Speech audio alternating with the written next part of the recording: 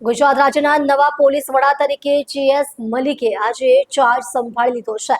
રાજ્ય સરકાર દ્વારા અમદાવાદ પોલીસ કમિશનર GS મલિકની ડાયરેક્ટર જનરલ ઓફ પોલીસ તરીકે નિમણૂક કરવામાં આવી હતી। ગાંધીનગર સ્થિત પોલીસ મુખ્યાલય ખાતે આયોજિત સમારોહમાં ગુજરાત પોલીસ દ્વારા નવનિયુક્ત ડીજીપી GS મલિકને ગાર્ડ ઓફ ઓનર આપવામાં આવ્યો। આ અવસરે પોલીસ બળના વરિષ્ઠ અધિકારીઓ અને કર્મચારીઓ ઉપસ્થિત હતા। તેમણે ચાર્જ સંભાળતા પહેલા ઇન્ચાર્જ ડીજીપી ડોક્ટર KLN રાવે નવા પોલીસ વડાનું સ્વાગત અને અભિનંદન પાઠવ્યા।